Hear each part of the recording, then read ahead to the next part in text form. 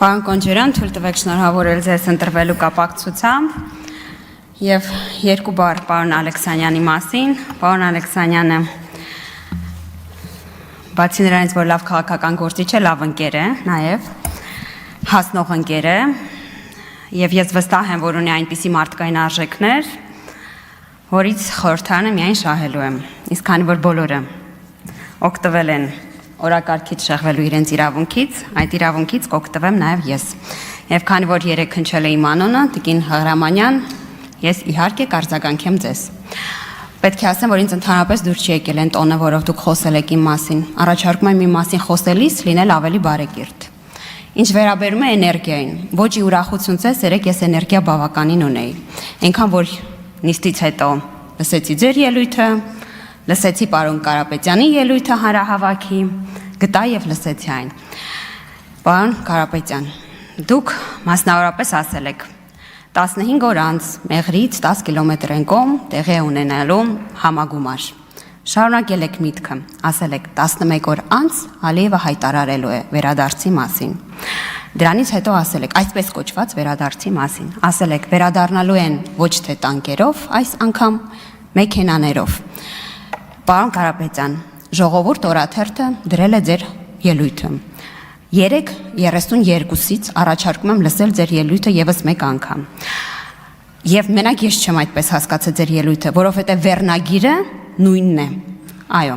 11 օր անց Ալիևը հայտարարելու է վերադարձի մասին։ Կարող եմ ձեզ հղումը տրամադրել։ Վերնագիրը նույնն է, իդեպ հեշտ կգտնեք։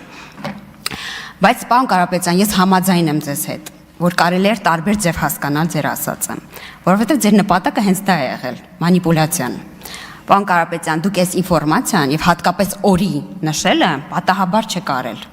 որովհետև դուք այս ամբիոնից եւ որ ելույթ եք ունենում, ես լսեցի, որ դուք շատ լավ տիրապետում եք հայոց լեզվին, շատ սահուն խոսում եք, բառերի ընտրությունն էլ պատահական չէր, որովհետև ուզում եք ցույց տալ, որ 11 օրն ավելի մոտ է, քան սեպտեմբերը։ Որովհետև դուք չեք ասում, որ տարիների ընթացքում, տասնամյակների ընթացքում վերադարձի հարցը այսպես կոչված պետք է լուծվի։ Դուք ուզել եք ցույց տալ, որ հնարավոր աղետը ավելի մոտ է, քան սեպտեմբերը։ Որովհետև դուք այն տեսանյութերից անդին ձեր ելույթներով փորձել եք վախի միջոցով ձայն ունենալ։ Եվ իրականում, երբ որ ես համեմատում եմ Սամիջանցկի հետ, դա պատահական չեմ անում, որովհետև նույնը անում էր Հայաստան դաշինքը։ Եվ իրականում, երբ որ մենք խոսում ենք այս ամբիոնից, պարոն Եղոյանը խոսում է այս ամբիոնից, Ռուսաստանից, որքանով անկախ մենք կարող ենք վարել արտաքին քաղաքականություն, ստեղ ես մի շերտել եմ առաջարկում ավելացնել։ Եվ այս շերտը հետևյալն է, որքանով են երկու ընդդիմադիր ֆրակցիաները պատրաստ Հայաստանին դուրս բերել կոնֆլիկտային մտածողությունից։ Որովհետև իրականում, եթե մի փոքր խորանանք, կհասկանանք, որ 300,000 ադրբեջանցու թեման դա ամենևին էլ Ադրբեջանի մասին չէ։ Դա նրա մասին է, թե որքանով Ռուսաստանը կարող է ներկա լինել տարածաշրջանում, եւ ես վստահ եմ, որ դուք գիտեք, ինչի մասին եմ ես խոսում։ Երբ որ մենք խոսում ենք նրա մասին, որ ընդդիմությունը ռուսամետ է, ռուսական է, սա պատահական չէ։ Պարտադիր չի ես միայն խոսամ խորհրդարանական ընդդիմության մասին։ Ինչ որ մի բախ կար, որ նոյեմբերի 9-ի համաձայնագրի 9-րդ կետի մասին Ռուսաստանն էր խոսում, Ադրբեջան դադարել էր խոսել։ Եվ խոսում էր ընդդիմությունը։ Օրինակ Էդմոն Մարուքյանը ըստ օդում կախված լուրերի անգամ խնդրել է լրագրողներին, որ այդ վերնագրով իր հարցազրույցը այդ վերնագրով լինի։ Հայաստանը պետք է կատարի նոյեմբերի 9-ով ստանձնած 9-րդ կետի պարտականությունները։ Նույնը անում էին այլ ընդդիմադիր գործիչներ։ Եվ որ մենք ասում ենք, որ իրենք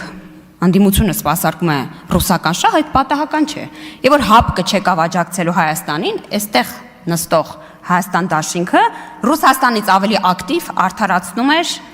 արդարացնում էր Ռուսաստանին։ Եվ հիմա էլ դուք, ես չգիտեմ գիտակցաբար եք անում, թե չէ, բայց դուք խոսում եք մի բանի մասին, կոնֆլիկտը տարածաշրջանում պահել, տեղափոխելով այն Հայաստան։ Քանի որ մենք արդեն բոլորս ուղիղ ամեն ինչի մասին խոսում ենք, ասեմ, 3:32-ն է, լսեք։ Կարող եմ անգիր ասել, որովհետև շատ ուշադիր լսել եմ։ Մենք Տիկին Հղրամանյանը իհարկե խոսում է նաև թրիփի մասին Եվ ինձ հարց է ուղում, ասում է, եթե ճիշտ եմ հասկացել, ասում է, եթե Թրիփի հարցը Վաշինգտոնյան համաձայնագրով լուծվել է, ինչի է մակում վարչապետը կրկին խոսել Զանգեզուրի միջանցքի չլինելու մասին։ Լավ, Տիկին Ղարամանյան, խնդրում եմ ինձ ուղղել, բայց Վաշինգտոնում միջանցքի հարցը վերջնական փակվել է։ Թե ինչ է Ալիևը խոսում Թրիփի մասին, Զանգեզուրի մասին, ինձ ընդհանրապես չի հետաքրքրում եւ չպետք է հետաքրքրի, որովհետեւ Երևանը ունի պաշտոնական դիրքորոշում։ Հայաստանի սուվերեն տարածքում միջանցքն էլ չի կարող։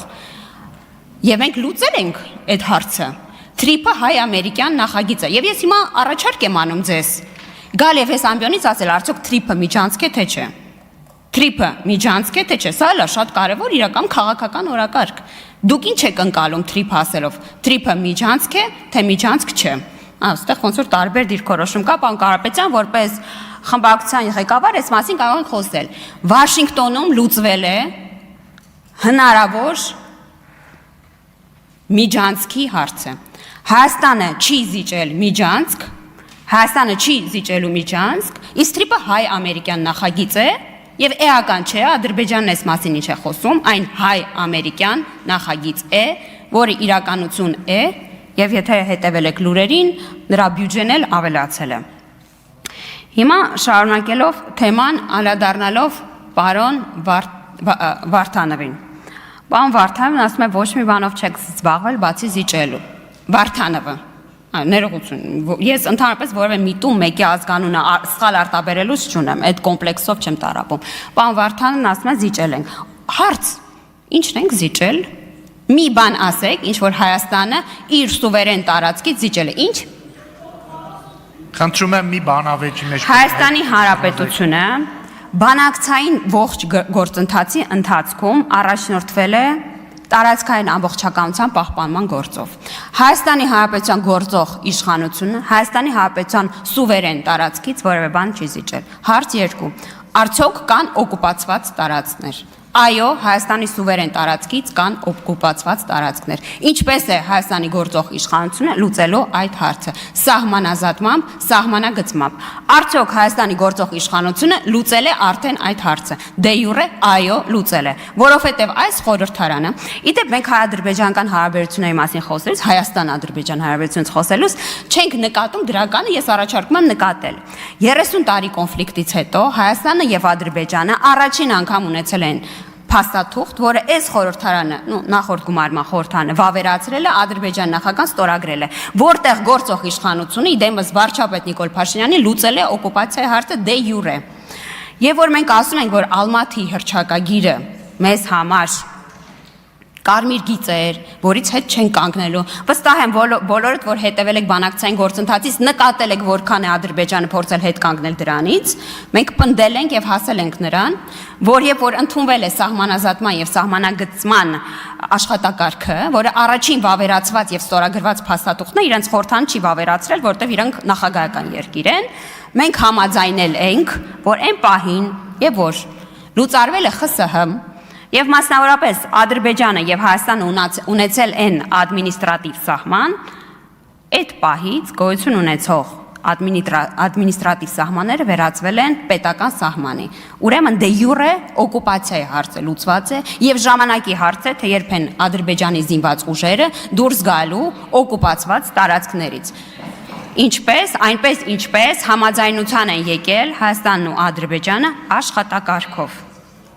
Երբ տեղի ունեմ գործընթացը եւ շատ ուրախ եմ, որ դուք հետաքրքրված եք սահմանազատման եւ սահմանագծման գործընթացով, Մհեր Գրիգորյանը չորեքշաբթի օրը գալու է, այստեղ նստելու է, մենք բոլորս կարող ենք իրեն այդ հարց ուղղել, ասեմ ավելին, նախորդ գումարման խորհրդարանը ուներ ֆորմատ, փակ նիստեր, որտեղ նաեւ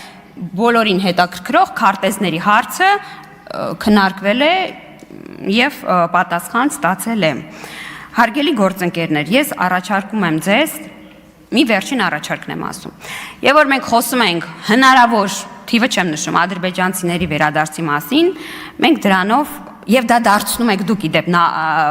ուրեմն քաղաքական օրակարգ, դրանով դուք Հայաստանին օգուտ չեք տալիս։ Եթե մենք ունենք անհանգստություններ նման հարցերի վերաբերյալ, ես առաջարկում եմ դրանք անել փակ նիստով, գաղտնի նիստով, որովհետեւ Ադրբեջանն իր լավագույն երազում չէր կարող ունենալ, այն փաստը, որ Հայաստանի խորհրդարանում 2 օր է քննարկում են